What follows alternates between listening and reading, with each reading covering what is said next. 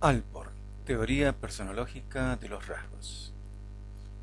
Bien, bien. El señor Gordon Allport fue el primero en impartir un curso de psicología de la personalidad en Estados Unidos en la Universidad de Harvard. Podemos decir que este señor escribió un libro muy importante en 1937 que es Personalidad, una aproximación psicológica. En, plantea en este texto, por ejemplo, la teoría de los rasgos, que nos permiten describir una personalidad a través de los rasgos que pueda tener esta persona. En él demuestra un posicionamiento ecléctico, es decir, donde él selecciona diversas teorías diferentes de psicología, lo que le parece más importante y con eso arma sus explicaciones teóricas, ¿sí? Y a la vez era un individuo que criticaba el exceso de la metodología científica, por ejemplo, como de su colega Skinner en Harvard, ¿sí? Porque decía que entre tanto cálculo estadístico y tanta matemática se perdía el ser humano, ¿no? Porque efectivamente Gordon Allport era un humanista. Temas importantes para Allport: la consistencia de la personalidad, es decir, que si hoy somos una cosa, el mes que viene vamos a seguir siendo la misma persona, ¿sí? Es decir, que somos todos notablemente reconocibles a lo largo del tiempo. También le interesó a él el tema de la influencia social, haciendo estudios sobre el prejuicio, el rumor, ¿sí? Pero siempre en relación a la personalidad. O sea, hacía énfasis entre esta relación sociedad o influencia social y personalidad desde la personalidad, ¿sí? Bien, el concepto de sí mismo argumentaba la idea de un sí mismo, es decir, un yo, o lo que se llama también un self, sí que es parte importante, nuclear y central en la personalidad. También él, cuando habla de la interacción de la personalidad con la influencia social, como decíamos, siempre parte desde la personalidad. ¿M? Y descuidando, él reconoce que descuida las variables inducidas por los factores psicológicos, sociales y situacionales.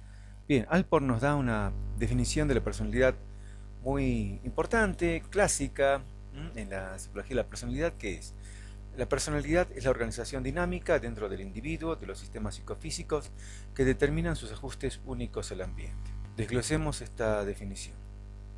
Organización dinámica, es decir, que la personalidad sana es un todo integrado, organizado y autorregulado. ¿Qué quiere decir? Que la personalidad tiene diferentes partes, ¿sí? Pero estas trabajan armoniosamente y se regulan armoniosamente.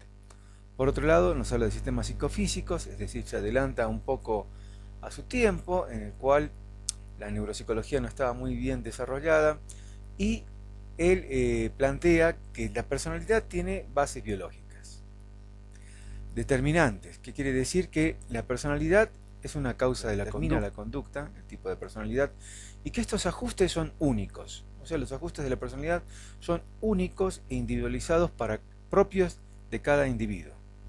¿Mm? Y que estos ajustes únicos son de acuerdo, están en relación al ambiente, es decir, que buscan la adaptación del individuo a las demandas rigurosas del ambiente. Alport es el iniciador prácticamente de la teoría de los rasgos en la personalidad.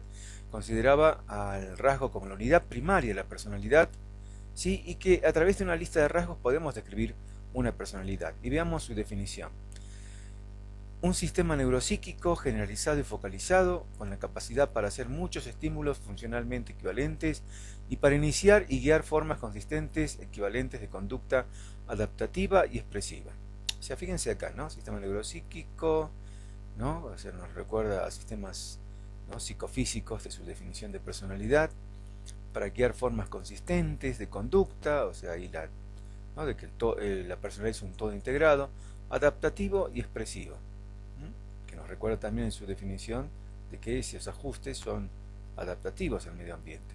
Esta definición de los rasgos de personalidad se parece mucho, y en mucho, ¿no es cierto?, a su propia definición de personalidad, ¿sí? Que está muy relacionada.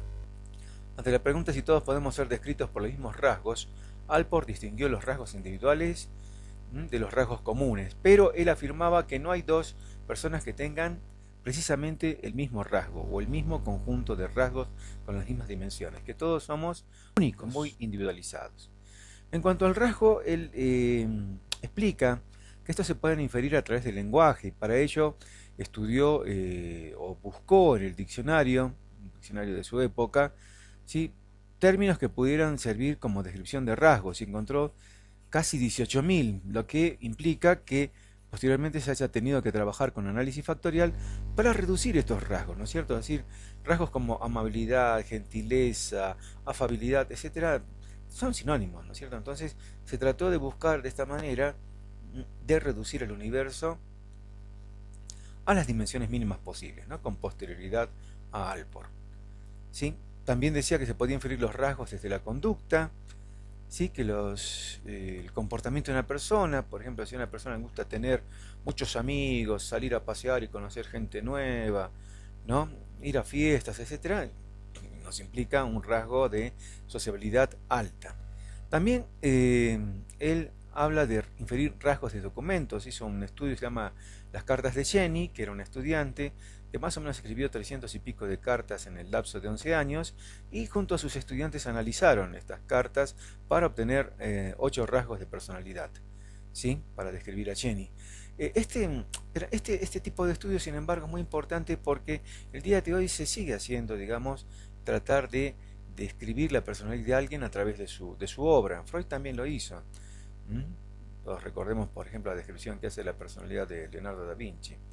Eh, Sin embargo, Alport lo hizo de una forma, digamos, mucho más metódica, utilizó también computadoras, etcétera, porque era un trabajo bastante amplio analizar tantas cartas, ¿sí? Y bueno, se dice que dentro de esto el enfoque estructural dinámico de Adler le ayuda mucho en trabajar con estas cartas. Perdón, el de Adler no, de Alport, ¿no? El enfoque de Alport. Bien. Inferir la medición de la personalidad a través del estudio de los valores. ¿Sí? Alport decía que si hay algo que distingue a una persona de otra es aquello por lo cual más se esfuerza, es decir, sus valores, para lo cual estableció una herramienta, ¿no?, que es el que se llama el estudio de los valores de Alport Vernon Lindsay, con la cual poder inferir también los rasgos de personalidad de una persona. Alport, en cuanto a la metodología, no se mostraba muy entusiasta en cuanto a la matemática y a sacar análisis estadísticos, etcétera. Decía que ahí se pierde el individuo. Recordemos otra vez que era un humanista, donde para él lo importante es la persona, el ser humano, ¿sí?, y no tanto la parte metodológica que él afirmaba, planteaba que muchas veces se cae o caemos en la metodolatría. Bien, la penetración de los rasgos. Alport distinguía diferentes tipos de rasgos. Estos son los rasgos centrales, que son los que caracteriza una persona, podríamos decir, o que resume la personalidad de una persona en algún tipo de rasgo, y que estos varían de una a otra. Volvamos al rasgo de la sociabilidad, ¿no es cierto? Entonces este puede ser un rasgo central, a través del cual se desprenden los rasgos secundarios, que describen formas en que una persona es consistente, pero desde un rasgo central, ¿sí? Entonces, si la persona tiene como rasgo central la sociabilidad, entonces es una persona que tiene un rasgo, no sé, de ir a reuniones sociales, un rasgo de participar en actividades por tal o cual grupo que está siendo menospreciado por las autoridades, etcétera, etcétera, ¿sí? Que son menos llamativos, pero son consistentes, o menos consistentes, pero son parte de esos rasgos centrales. En cuanto al rasgo cardinal, decía, se puede definir como aquello que define a una persona, ¿sí?, que caracteriza a una persona, es decir, que la hace emblemática a esta persona, el rasgo cardinal. Por ejemplo, un futbolista, ¿sí?, lo vemos a Messi, por ejemplo, y él puede tener muchas otras actividades, sí, otros hobbies, etcétera, pero para nosotros es un futbolista, porque ese es su rasgo cardinal. O del Dalai Lama, ¿no? Vemos al Dalai Lama en su rasgo cardinal, que es un monje, casi un santo, el señor, ¿sí? Entonces, eso es el rasgo cardinal, algo que define a la persona. Y Alport decía que no todos tenemos rasgos cardinales, ¿sí? Es decir, que la mayoría somos como ladrillos en la pared, como la canción de Pink Floyd, y que muy pocos destacan con un rasgo cardinal que los define, que los hace emblemáticos. y que obviamente se los reconoce enseguida en cuanto los ve, que son famosos además.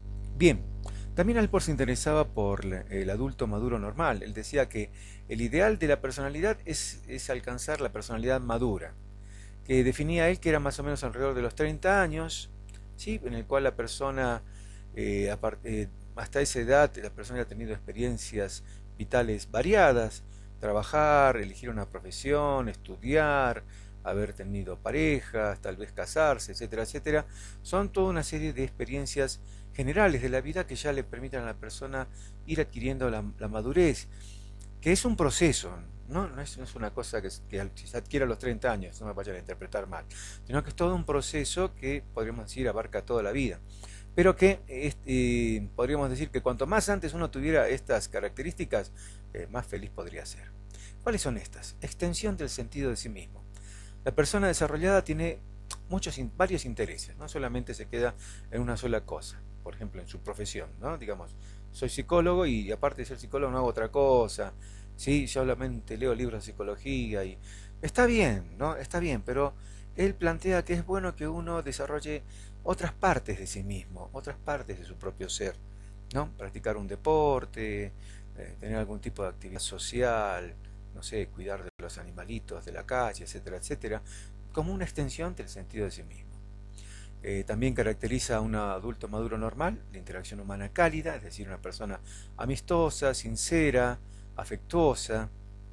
¿Sí? También es una persona con seguridad emocional, una persona que se acepta a sí misma y que tiene una elevada autoestima. Es una persona también que tiene percepción realista, ¿sí? Sobre todo se percibe el mundo de manera realista y se evita el optimismo poco realista y a la vez tampoco del pesimismo no realista. Bien, es una persona con autoobjetivación, quiere decir que cuando hace una introspección se ve a sí misma tal cual es, no se distorsiona, o por lo menos no se distorsiona mucho en cuanto es su sí mismo, y a menudo tiene sentido del humor. También es una persona que tiene una filosofía unificante de la vida, esto se refiere que estas personas ya pueden tener ya sea una filosofía religiosa o un marco de valores que les sirven de referencia para organizarse en la vida, lo que llamamos tener códigos, podríamos decir, pero más allá de tener códigos es algo que le da, podríamos decir, sentido y significado a la vida y a las metas vitales que cada uno tiene dentro de esta experiencia interesante que es la humana. Bien, él resalta mucho el tema de la unidad de la personalidad, que la unidad de la personalidad es lo que caracteriza una personalidad sana, ¿sí? La define como una unidad múltiple, con un término unitas multiplex, ¿sí? Ya que la personalidad puede tener diferentes hábitos, emociones, valores, cogniciones, etcétera, etcétera, pero es siempre una unidad armónica. Y además de ello, habla del propium, ¿sí? Que es relacionado a lo que es el yo, el self, el sí mismo, ¿no? La parte nuclear de la personalidad humana. En cuanto a los fenómenos sociales, él trató de hacer hizo estudios sobre el prejuicio, ¿no?